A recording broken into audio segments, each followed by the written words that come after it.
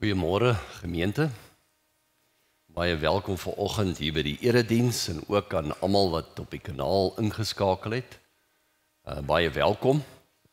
Ek glo en vertrou dat ons 'n seën sal ontvang van die Here vanoggend.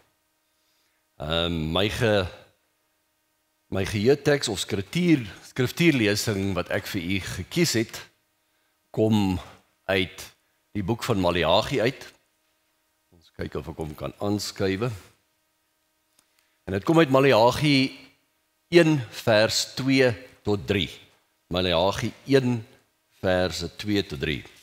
En dit lees dan soos volg. Ek lees vir u voor uit die 33-53 vertaling. Ek het julle lief gehad, sê die Here. Nogtans vra julle, waarin het u ons lief gehad? Is Esau nie die broer van Jakob nie? Spreek die Here. Tog het ek Jakob liefgehad, maar Esau het ek gehaat en sy gebergte 'n wildernis gemaak en sy erfdeel aan die jakkalse van die woestyn prysgegee. Kom ons sluit net die oë en ons vra die Here se seën.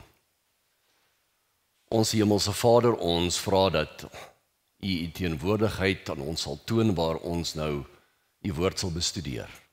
Here, stuur die Heilige Gees om met ons te wees en maak ons harte ontvanklik vir hierdie boodskap. Amen. Die titel van my preek, soos u al op die skerm gesien het, is die Maleagi boodskap.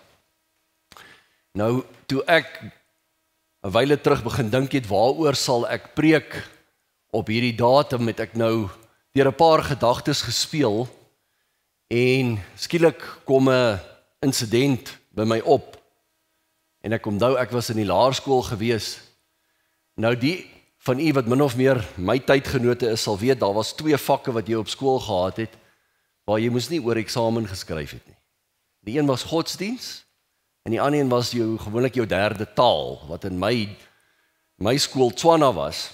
Nou wat eintlik dan gebeur het is daardie 2 vakke se periodes is eintlik moes nou maar min oplet en 'n speelperiode geword.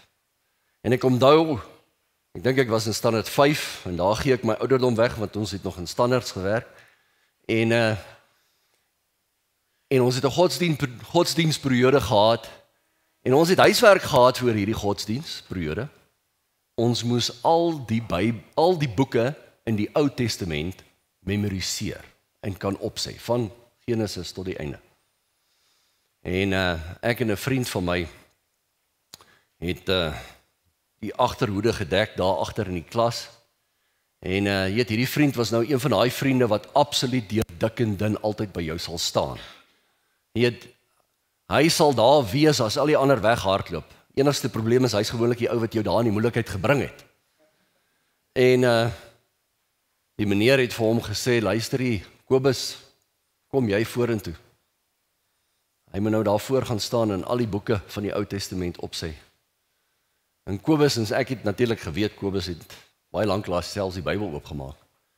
En Kobus het daar gestaan en hy sê, Genesis, Exodus, Levitikus, Psalms en Maleagi.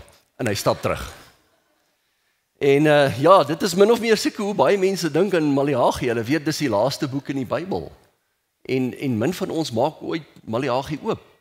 Maar daar's eintlik 'n baie wonderlike boodskap versteek in hierdie boek van Maleagi. En ek wil dan ons moet vandag so 'n bietjie stil staan by hierdie boek Maleagi en kyk wat is in hierdie boek geskryf en is dit enigstens van toepassing op ons vandag in 2025? Is daar 'n boodskap wat Maleagi dalk ook vir ons geskryf het wat van toepassing is in ons lewens? En ja, die boodskap van Maleagi. En ek wil en nou gee ek eintlik half die slotsom van hierdie hele preek weg met my skyfie daarbo. Maar ek wil dat u luister na die dinge wat ons oor gaan praat en probeer om dit in te pas. Kyk wat sê dit. Die boodskap voor God se eerste koms in vergelyking met die boodskap voor God se wederkoms.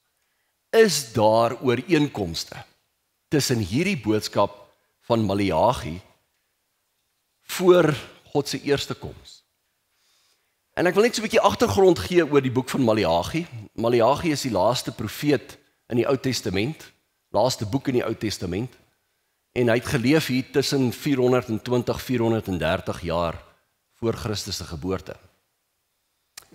En hy het 'n boodskap gehad wat hy aan fisiese Israel moes gee, wat God vir hom gegee het. En wanneer jy die boek van Maleagi lees, dan is dit asof God heeltyd in die eerste persoon deur Maleagi praat en heeltyd met die volk praat en vir Israel dinge sê.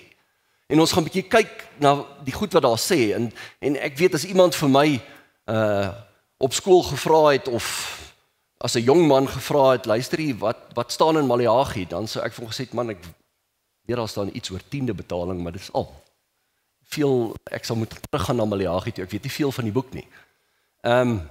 Maar ek wil hê ons moet 'n bietjie kyk na hierdie boek van Maleagi. En dit is baie interessant dat die naam Maleagi beteken eintlik boodskapper, messenger. So hierdie profeet se naam het beteken, hy is 'n boodskapper. Eerstens 'n boodskapper om 'n spesifieke boodskap van Israel te bring, maar ook 'n boodskapper van wat? Wat se boodskap? En dis die titel, die boodskap van Maleagi. Dis nie noodwendig die boodskap van die boek nie, maar dis die boodskap van hierdie spesifieke persoon. En hoekom het God besluit om van Maleagi te inspireer en die Heilige Gees na hom toe te stuur om vir hom te sê, luister hier, pen hierdie boodskap vir my neer. Wat het gebeur in Maleagi? Wel, hulle is terug, die Israeliete is terug van ballingskap af. Hulle het Jerusalem se mure herbou, hulle het die tempel herbou. En hulle het nou besig om weer in hulle land te arbei en dinge is nou besig om terug te keer na normaal nadat hulle in ballingskap was in Babylon. En hierdie volk van Israel het stadig maar seker weer begin afdwaal van God se woord. En hulle was in 'n geestelike louheid. Die tydperk van Maleagi word beskou as die Laodicea van die Ou Testament. En die godsdienstigheid het van buite af gelyk asof Israel baie godsdienstig is. Maar God het in hierdie Israeliete in hulle harte gesien dat dit eintlik 'n skyngodsdienst was. En daar was daai dinge wat gebeur het, onder andere, en dit word ook in die eerste 2 hoofstukke van Maleagi aangespreek, die priesters het eintlik bedrog gepleeg. Hulle het korrupte dinge aangevang, kan jy maar sê. Hulle het lammetjies met 'n gebrek gevat en daai lammetjies geoffer en die lammetjie wat die Israeliet gebring het hy dalk omgeruil vir 'n ander een. En hulle het eintlik gedink die Here sien nie wat hulle besig is om te doen nie. So uiterlik het hulle nog streng gehou by die offerande stelsel, maar agteraf het hulle dinge gedoen wat teenstrydig was met God se woord. En God bevraagteken natuurlik hulle opregtheid in die boek van Maleagi. Maar die Israeliete bevraagteken ook God se liefde en God se regverdigheid. En jy weet, hulle spreek vandag, is daar elke keer iemand wat ek hoor, wat vra my, luister, kan 'n God van liefde regtig 'n hel skep? Doen ons nie ook maar dieselfde wat die Israeliete gedoen het nie? Deurdat hulle het God se regverdigheid bevraagteken? En dan word daar gesê, maar wie word gered? Is dit dan regtig 'n God van regverdigheid, indien hy 'n moslim wat van Jesus gehoor het, maar glad nie in hom geglo het nie, maar 'n perfekte lewe lei, om daai individu net nie te red nie? Nou hierdie tipe redenasies het Israel van ouds in Maleagi se tyd ook gedoen. En dit is wat in hierdie boek vorendag kom. En dis hoekom ek dink dat die boek van Maleagi baie relevant was en is. En dat die aspekte wat Maleagi aanspreek in die volk van Israel is dalk aspekte wat ons vandag te moet neem en dan moet kyk. Want ons is daardie volk wat leef voor die wederkoms van God. En in Maleagi se tyd was dit daardie Israeliete wat geleef het voor die koms van Jesus, voor die Messias se koms. Nou, Maleagi se boodskap in hierdie boek, as jy dit wil opbreek, is daar basies 6 onderwerpe. Eerste onderwerp in Maleagi gaan oor liefde. En God spreek die volk van Israel aan. Hy begin so, om te sê, luister hier, ek is die God wat lief is vir julle. Hy begin nie heel eerste met die lat wat hy uithaal en vir hulle pak slaag gee oor die verkeerde ding. Hy begin deur homself tentoon te stel. En hy sê vir hulle, luister hier, Maleagi, ek is die God wat lief is vir hierdie volk. Die tweede ding wat hy aanspreek is dat daar moet eerbied wees in aanbidding. Ja, daar was aanbidding. Daar was gereelde aanbidding. Maar die wyse waarop Israel aanbid het, was nie vir God aanneemlik nie. En hy spreek dit aan en sê dat ons moet eerbied hê wanneer ons die God van hemel en aarde aanbid. En dan spreek hy aan die onderwerp oor gehoorsaamheid en oor verhoudings. En dis ook in hierdie onderwerp waar die huwelik ter sprake kom, en ons gaan 'n bietjie stil staan en kyk hoekom het God die huwelik aangespreek, want dit was ook dinge wat besig was om in die volk van Israel te gebeur. Elke tweede Israeliet het vir 'n ander vrou gevat. En dan punt nommer 4, die regverdigheid in God se oordeel. Punt nommer 5, daar is die onderwerp wat ek dalk die enigste een sou kon onthou het as jy my gevra het wat staan in die boek van Maleagi, en dat daar die Here praat daar oor die tiendes en die offergawes. En dan punt nommer 6 sluit Maleagi eintlik af met 'n belofte wat sê daar is 'n boodskapper wat sal kom, wat die eerste koms van die Messias vooruit sal gaan en wat die voorbereidingswerk sal doen. En ons gaan kyk of dit enigstens van toepassing is op ons vandag. Nou, Maleagi se boodskap, daai eerste boodskap wat dan vorendag kom is, God is liefde. En dit het ook in die skriftuurlesing wat ek vir u gelees het, waar God vir Israel sê, ek het jou uitgekies. Ek het jou lief gehad. Jy was my keuse gewees. Nou is dit vir jou om my te kies. En dis 'n universele boodskap, né? En dit is ook die boodskap van die Nuwe Testament. So indien ons alles vergeet wat in Maleagi staan, kan ons dalk miskien net die heel eerste boodskap van Maleagi onthou, en dit is dat God is liefde. En dat God openbaar in hierdie verlossingsplan sy liefde teenoor die mensdom. En daai Johannes 3 vers 16, en ons almal ken daai teksvers, want so lief het God die aarde gehad en die mens gehad, dat hy sy enige gegewe seun, gebore seun, aan ons geoffer het. So daar is 'n belofte wat God gesê het hy gaan doen, en hy het daai belofte nagekom. En dan hierdie belofte wat hy in hierdie skriftuurlesing wat ek gelees het van Maleagi 1 vers 2-3, wat die Here sê, ek het julle eerste lief gehad. Ek het julle eerste lief gehad. En dan die tweede aspek wat sê, wat uitkom in hierdie Maleagi boodskap, is dat eerbied in aanbidding. Nou dit kom voor in Maleagi 1 vers 6-14, en kom ons kyk net of ek hierdie teksgedeelte dalk vir u kan voorhou.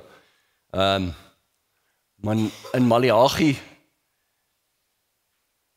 1 vers 6-14, God beskuldig hier Israel dat hulle aanbidding goedkoop gemaak het. Nou, dink by u vandag, is u nou aan die Christendom dink in 'n breë sin. Praat nie net noodwendig van ons kerkgenootskap nie, maar dink aan die Christendom wêreldwyd. Dit voel vir my dat meestal wanneer iemand vir jou vra, waarin glo jy, dan is dit half iets soos 'n blokkie wat jy op 'n amptelike vorm moet aftik. Daar staan, is jy 'n Christen, of is jy 'n moslim, of is jy 'n hindoe. Dan is dit so half, dis net so 'n routine dingetjie wat jy aftik. Dis nie iets wat jy uitleef nie. Maar die breë Christen mensdom, is daar nog eerbied en aanbidding teenoor God. En hoe gaan ek weet hoe om God te aanbid? Lenet het nou vir ons hier in die kinderstorietjie vertel dat ons sal moet wat doen? Ons sal moet die instruksies bestudeer. Indien ons nie die instruksies bestudeer nie, gaan ons nie presies weet wat God wil hê van ons nie. Hoe wil God hê moet ons hom aanbid? Wat is stap 1, wat is stap 2, wat is stap 3? So Bybelkennis is essensieel wanneer ons wil weet hoe om God in eerbied te aanbid. En dis die fout wat die Israeliete gemaak het in Maleagi se tyd. is dat hulle dit 'n afgewaterde godsdiens gemaak het. En God gebruik daai teksgedeeltes in Maleagi 1 vers 6 tot 14 en gaan lees vanmiddag daarna, waar hy duidelik dit uiteensit en sê, maar luister hier, hierdie is nie die manier hoe ek wil hê julle moet my aanbid nie. En ons vandag, wat in die tydvak leef voor God se tweede wederkoms, moet dalk teruggaan en gaan kyk, wat is die riglyne, hoe God wil hê ons hom moet aanbid. In Openbaring 14 vers 7, net soos Maleagi die laaste boek in die Ou Testament is, in die Nuwe Testament in Openbaring 14 vers 7, gee God 'n duidelike aanduiding van hoe hy wil hê ons hom moet aanbid. En daai teksvers wat sê, vrees God en gee hom eerlikheid.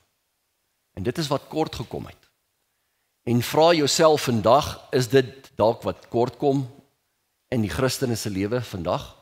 Dat ons nie meer God vrees nie? En daardie vrees is nie die vrees waarna ek verwys dat jy begin bewe wanneer jy God se naam hoor nie, maar dat jy agting het vir die God wat hemel en aarde geskaap het. Laat jy opkyk met absolute asemrowendheid en laat jy so beïndruk is dat hierdie God wat alles geskaap het in jou lewe belangstel. En dat daardie God die moeite gedoen het om sy eie lewe te offer, sodat jy 'n kans kan kry vir 'n ewige lewe. Wanneer ons aanbiddingsroetine dalk oorweeg, moet ons teruggaan na die Bybelskrif toe en gaan kyk presies wat sê die Here, hoe wil hy hê moet ons hom aanbid. Dan die derde aspek. Ons kyk net hoe kom hy nou nie wil aanskuif daar op die skerm nie. Daar is die derde aspek is gehoorsaamheid in verhoudings. Nou hierdie aspek kom dan in Maleagi hoofstuk 2 vers 13 tot 16 en dis die teksgedeelte wat ek vir u wil dan voorlees. Maleagi 2 vers 13 tot 16 sê, en boonop doen julle dit. Julle bedek die altaar van die Here met trane, met geween en versigtiging, omdat hy hom nie meer wend na die offer nie, en dit van julle hand nie aanneem as welgevallig nie. En julle vra, waarom? Omdat die Here getuie is tussen jou en die vrou van jou jeug aan wie jy ontrou geword het, terwyl sy tog jou metgesel is en die vrou van jou verbond. Vers 15. Het hy dan nie eens een mens gemaak nie, hoewel hy gees oorhandig het? En waarom die een? Hy het 'n geslag van God gesoek. Neem julle dan in ag ter wille van julle gees en wees nie ontrou aan die vrou van jou jeug nie. Want ek haat egskeiding, sê die Here, die God van Israel, en dat 'n mens sy kleed met geweldpleging bedek, sê die Here van die leerskare. Neem julle dan in ag ter wille van julle gees en wees nie ontrou nie. In hierdie tydvak voor die Messias se eerste koms was daar 'n morele verval in Israel. Morele waardes was nie meer van belang nie. In ons tydperk voor God se tweede koms is daar 'n morele verval wat plaasvind in die samelewing. En hier spreek Maleagi dit aan en die Here inspireer hom om vir die volk te sê, maar julle is besig met dinge wat nie by goedkeuring wegdra nie. En nie net dit nie, is dat ons het 'n huwelik met God. In Openbaring word daar 'n simboliese prentjie geskep van die volk wat God aanbid in die eindtyd. En wat is die simbool van daardie volk? Is dat ons is die wat van God, ons is die bruid van God. God gebruik weer eens die huwelik om vir ons te verduidelik wat is die konsep en die verhouding tussen God en die mens. En ek het hierdie verhaal dalk al voorheen vertel, maar ek gaan dit weer vir u voorhou. En dit is 'n verhaal waar daar 'n wêreldbekende evangelis het 'n praatjie gehou by 'n bekende universiteit in Amerika. En voor die praatjie het daar 'n individu na hom toe gekom, 'n jong dame, en sy het vir hom gesê, luister, meneer, dominee, pastoor, ek is in beheer van die klankspan en die videospan wat hierdie opname gaan doen. Maar kom ek sê jou net heel eerste, voor ek nou enigstens met u praat, ek is 'n ateïs. Maar ek het nou hierdie opdrag om hierdie opname te hou. Ek wil net weet dat, luister hoe lank gaan jou praatjie wees en is daar 'n afdeling waar daar 'n vraag en antwoord sessie is aan die einde? Hoe lank dit gaan wees, want ek gaan ongelukkig net 'n uur hier wees, maar ek sal my span al die instruksies gee sodat hulle tot aan die einde alles sal opneem en aan jou behoeftes sal voorsien. En hierdie man het toe gesê, nee wel, dit gaan min of meer so 1 uur en 'n half se praatjie wees, daar gaan 'n afdeling wees van vrae en antwoorde, so dalk miskien 2 ure, dalk 2,5 ure. So hy sê nee, dis reg. En aan die einde van hierdie lesing, na al die vrae en antwoorde, was dit toe 'n 2,5 uur sessie. Nou vandag se sessie gaan nou nie 'n vraag en antwoord gedeelte aan die einde hê nie, maar en die man merk op dat die vrou wat met hom kom praat het, is nog steeds daar. En toe almal opgepak het en hy stap na sy motor toe, stap sy saam met hom en sy vra vir hom, sy sê, ek het 'n vraag vir u. En ek het al baie lank oor hierdie vraag gedink en ek wil graag hierdie vraag aan u stel. Hy sê, nee, is reg, vra my die vraag. Sy sê, die Christendom was altyd aan die voorfront wanneer dit gekom het by menseregte, deur al die eeue heen. As ons gaan kyk, die nasies wat heel eerste geveg het om slawerny af te skaf, was die Christen nasies. Begin in Brittanje, toe in Kanada en later in Amerika, en die Christen nasies, nie die ander gelowe nie, was die heel eerste wat slawerny wou afskaf. Die Christen nasies was die heel eerste wat geveg het teen rasisme. Die Christen nasies was die heel eerste nasies wat geveg het vir vroueregte. En interessant genoeg in 1911, die eerste land waar vroue stemreg gekry het was in Nieu-Seeland. 1911 is nie so lank terug nie. Maar voor daai tyd kon geen vrou eers gestem het nie. Sy sê nou, hoe is dit dat die Christen nasies wat altyd aan die voorfront geveg het vir menseregte, is nou die nasies wat ewe skielik teen homoseksualiteit veg.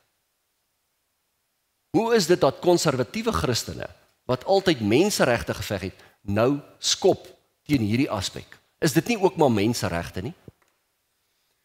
En die evangelis het vir haar gekyk en gesê, ek hoor wat jy sê, en ek neem ter harte wat jy sê, maar daar is 'n konsep wat ek aan u moet verduidelik. En hier was sy verduideliking. Hy sê, wanneer ons gaan na Genesis hoofstuk 1 toe, dan kom ons by 'n punt hier by vers 26-28, waar God die mens geskep het. En God het gesê, kom laat ons meervoud die mens maak. En hy het hom gemaak na sy beeld. Na 'n man en 'n vrou het hy geskape. Hy sê nou, kom ons staan net so 'n bietjie stil. God het 'n afbeelding gemaak van homself. Hy, 'n God wat die enigste mag het om te kan skep, het 'n wesens geskep wat skielik ook kan skep.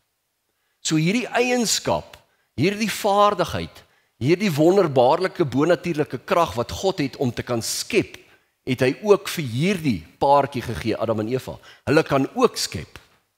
Vir die eerste keer het 'n geskape wese 'n bonatuurlike krag gekry om ook te kan skep. Om te kan kinders hê.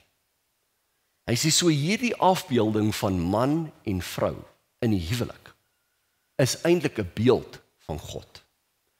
Die beeld van God kan ons slegs behoorlik verstaan in 'n perfekte huwelik van man en vrou. En dat daardie liefde wat daardie man en vrou vir 'n kind het, is dieselfde liefde wat God vir ons as mens het. Hy sê nou, hierdie wat jy beskou as net nog 'n mensereg, is 'n aanval op my God se beeld. Dis 'n aanval op my God se beeld. Om die huwelik aan te val, is 'n aanval op God se beeld. En dit was vir my so mooi verduideliking wat hy vir haar gegee het. En wanneer ons na Maleagi toe gaan, sê God eintlik vir die Israeliete, julle is besig om my beeld met die minagting van die huwelik, is julle eintlik besig om my beeld af te kraak.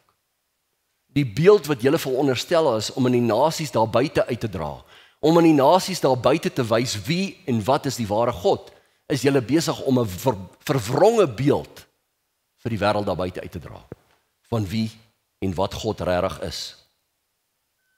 Nou daardie huwelik wat ons het met God, waar ons leef voor sy tweede koms, ons het ook 'n plig om na die wêreld daar buite 'n beeld uit te dra.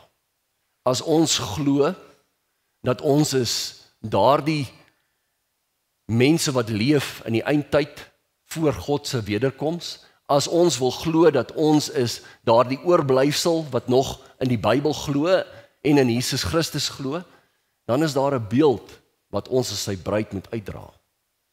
En ons het dieselfde verpligting as wat die Israeliete gehad het in Maleagi se tyd, wanneer dit kom by die konsep van die huwelik. Die Maleagi boodskap, punt nommer 4, gaan oor regverdigheid in God se oordeel. Nou, hoe meer en meer ek na mense luister, hoe meer en meer ek Netwerk 24 lees, hoe meer en meer ek video's en videogrepe kyk van die verskillende sosiale media platforms, hoe meer en meer sien ek, daar is die wêreld daar buite is besig om God se regverdigheid in twyfel te trek. Daar is meer en meer argumente of, hoe is dit dan, dat 'n God van liefde ook 'n hel kan skape? Hoe is dit dan, dat 'n God wat net liefde is, die meerderheid van mense wat ooit geleef het, totaal gaan vernietig? Hoe is dit, en wanneer ek daardie miskonsep het van wat die hel werklik is, en dan glo dat dit iets is wat reeds bestaan, en iets is wat tot in die ewigheid gaan bestaan, dan het ek hierdie konsep van, dat God besig is, om mense vir ewig te pynig.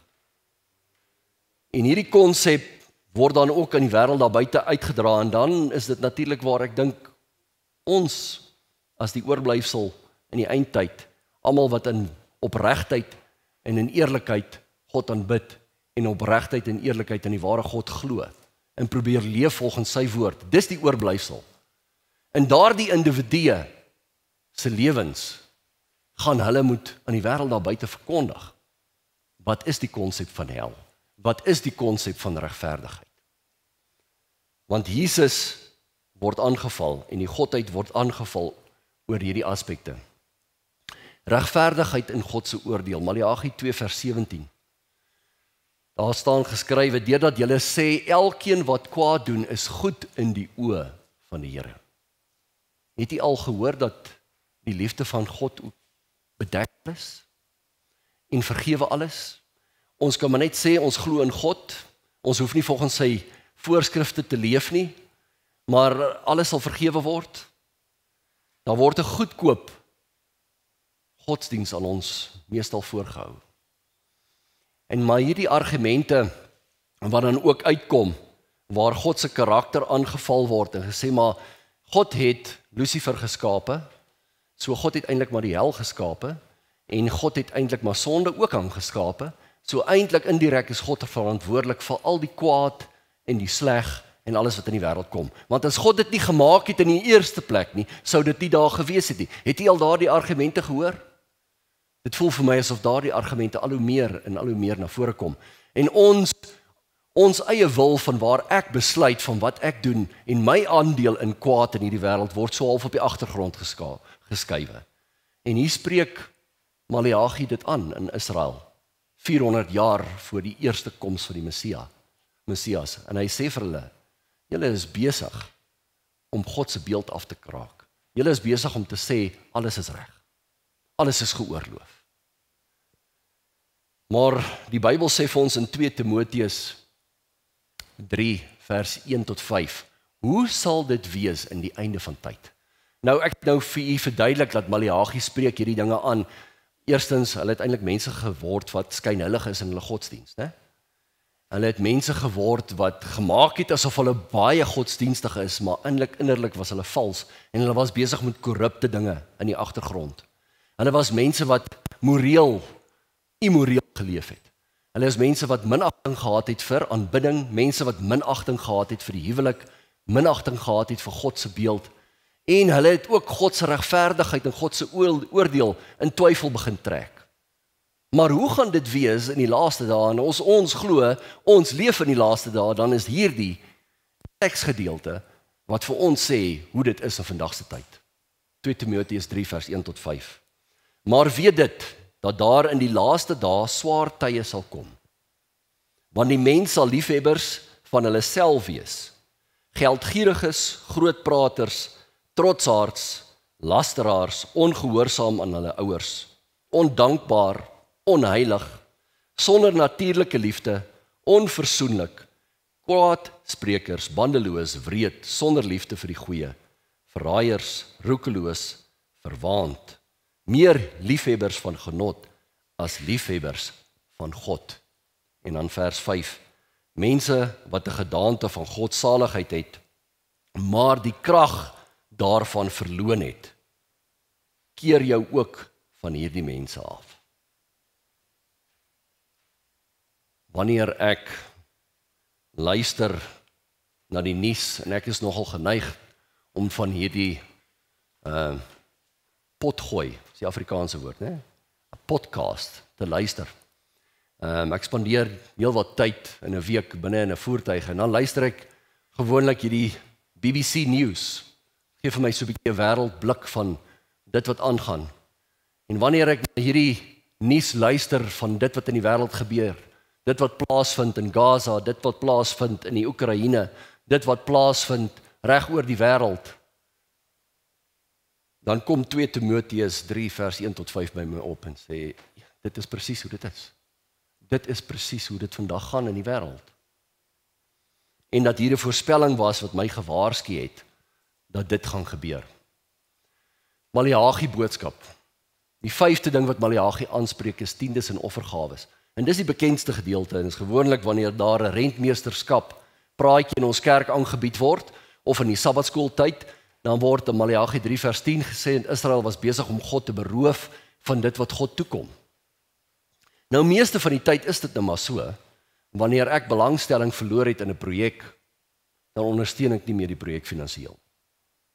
Wanneer ek gedink het, maar luister Sasol of Sanlam se aandele is nie meer vir my so belangrik nie, ek dink nie dit gaan regtig soveel groei nie, dan onttrek ek my geld daarvan. Maar hierdie was eintlik 'n bewys. Dit was eintlik 'n bewys vir God dat hulle kleingelowig was. Want die Here sê, toets my. Toets my in die geloof van julle offergawes en julle tiendes. En die Here sê vir hulle, maar julle toets my nie. Julle weerhou dit, julle beroof my. En in die einde van tyd, dit wat gaan maak dat ons nie staande bly nie, sal wat wees? Ook kleingelowigheid. Net soos hierdie aspek van tiendes en offergawes in Maleagi se tyd eintlik 'n weerspieëling was van hulle kleingelowigheid. Dit was eintlik waar God vir hulle gesê het, julle glo nie meer in my nie. Julle glo nie in die volk, in die God wat die volk van God deur die Rietsee gedra het nie, wat die volk van God deur die Jordaanrivier gevat het nie. Julle glo nie meer in my nie en julle vertrou nie meer in my nie. En mag ons, wanneer ons daarna kyk, waar ons leef voor die wederkoms, dat ons kan sien en leer uit hierdie les wat Israel moes leer in Maleagi se tyd, dat ons meer ons gelowigheid moet praktiseer in hierdie tyd. Dan die 6de een. Maleagi praat ook van, in Maleagi 3 vers 1, ek stuur my boodskapper wat die weg voor my uit sal baan. Nou Maleagi leef 420 jaar voor die geboorte van Christus. En Maleagi praat hier dat hy stuur, daar gaan 'n Elia kom. En na wie verwys Maleagi? Na Johannes die Doper. Hy verwys spesifiek na Johannes die Doper wat die boodskapper sal wees, wat voor die koms van die Messias sal uitgaan en wat die mense se harte sal voorberei. En jy sal sien dat ek in meervoud daar in hakies boodskappers gesit het. Want my vraag is, daar was 'n boodskapper gestuur voor die koms van die eerste van Messias se eerste koms. Maar daar is ook, volgens Openbaring, 'n boodskapper wat gestuur word, en boodskappers wat gestuur word, voor God se wederkoms. En wie is daardie boodskappers? Dis u en ek. Ons word gestuur. Ons is die wat daardie boodskap van geestelike herlewing moet uitstuur in die wêreld daar buite. Ons is die Johannes die Doper van die eerste koms. Ons is die Johannes die Doper van die tweede koms. Ons moet daardie werk doen wat Maleagi van praat in Maleagi 3 vers 1. Nou, hierdie God se regverdigheid, God se liefde, is die dinge waar ons op gaan moet klemloop. En ek het dit daar uiteengesit. Maleagi se boodskap en die boodskap aan die einde van tyd het hierdie ooreenkomste. Ons moet die boodskap uitdra dat ons moet terugkeer aan eerbied en aanbidding. Dat ons moet fokus op hoe God wil hê hy moet aanbid word. En nie hoe ek self voel hoe ek moet aanbid word nie. Ek onthou, ek het vir my seun 'n boodskap gestuur. Dit is eintlik 'n baie kort video en sê hoe is die hedendaagse agenda van menseregte en dat ek moet eers na myself kyk. En die kort video greep verduidelik dat luister jy, dit werk dan soos volg. As jy golf speel, dan slaan jy die bal af, maar dan plaas jy die bal waar jy graag dink jy verdien om die bal te plaas. En dit is hoe meeste mense dink godsdienst werk. Ek sal die golfbal, die geestelike, die eerbied, die manier van aanbidding doen volgens my manier. Ek land wel daar in die rowwe veld, maar ek gaan hom in die middel sit van die green, want dit is tog waar ek verdien, waar ek dink ek verdien my bal moet wees. Ons kan nie God aanbid op ons eie manier nie, ons moet probeer om God se manier te vind. En ons gaan dit slegs vind wanneer ons sy woord bestudeer. Punt nommer 2, die boodskap wat ons, as hierdie boodskappers voor die tweede koms, sal moet uitleef, is 'n lewe van gehoorsaamheid. En dat God se voorskrifte is nog relevant. Punt nommer 3, dat ons God se werk sal moet ondersteun deur ons finansiële bydrae. En dan punt nommer 4, berei voor vir God se koms. Hierdie was aspekte wat Maleagi aan Israel voorgehou het, 400 jaar voor Christus. Hierdie is aspekte wat ons as geestelike Israel sal moet voorhou aan die wêreld daar buite. Maleagi se boodskap van Maleagi 4 vers 5 tot 6. God sê, keer terug na my en ek sal terugkeer na julle toe. God vra vir herlewing, moet begin en dit begin by belydenis en 'n oorgawe aan God. Ons eindtyd missie is om die wêreld voor te berei vir God se wederkoms. Ons is net bestuurders van dit wat God aan ons toevertrou het hier op aarde. Alles wat ek het God vir my gegee. En God het dit eintlik vir my gegee net om dit te bestuur, want alles behoort tog aan hom. Eer God in ons verhoudings met hom, maar ook eer God in ons verhoudings met ons medemens. Ons moet leef soos boodskappers van sy liefde in die laaste uur van hierdie aardse geskiedenis. Maleagi se boodskap en wat is die belang daarvan? En ek gaan hierdie laaste teksvers en ek gaan afsluit met hierdie teksgedeelte van Maleagi wat sê die belang van hierdie boodskap. En hulle sal my tot 'n eiendom wees, sê die Here van die leerskare. En luister mooi na die bewoorde Maleagi hier gebruik. Maleagi verwys eintlik in hierdie teksgedeelte nie na sy tyd nie. Hy verwys eintlik na ons tyd. En hulle sal my tot 'n eiendom wees, sê die Here van die leerskare, op die dag wat ek skep. Wanneer gaan God weer skep? Wanneer gaan daai dag wees wanneer God weer skep? Was dit in Maleagi se tyd of gaan dit dalk in ons tyd wees? En ek sal met hulle medelee hê, soos 'n man medelee het met sy seun wat hom dien. En dan vers 18, dan sal julle weer die onderskeid sien tussen die regverdige en die goddelose, tussen die wat God dien en dien wat hom nie dien nie. Kom ons buig die hoofde. Ons hemelse Vader, ons het vlugtig gekyk na dit wat Maleagi geïnspireerd was om neer te pen, hoe hy die volk van Israel voor u eerste koms gewaarsku het, dat hulle moet terugkeer na u liefde, dat hulle moet terugkeer na u woord, dat hulle volgens u insettinge moet wandel, en dat hulle boodskappers moet wees van 'n Messias boodskap. Here, ons weet ons leef in die einde van tyd, ons leef voor u wederkoms, ons verstaan dat alles het bykans al klaar plaasgevind wat in die Bybel uiteengesit is vir ons, en dat ons in die laaste uur van hierdie wêreldse geskiedenis leef. Here, help ons sodat ons hierdie boodskap van Maleagi ook ter harte sal neem. Dat ons sal besef, u is 'n God van liefde, u is 'n God van eerbied, u is 'n God wat gehoorsaamheid van ons vereis. Maar u is ook 'n God wat vra dat ons sal boodskappers wees, wat u wederkoms sal verkondig. Ons vra dit in Jesus naam. Amen.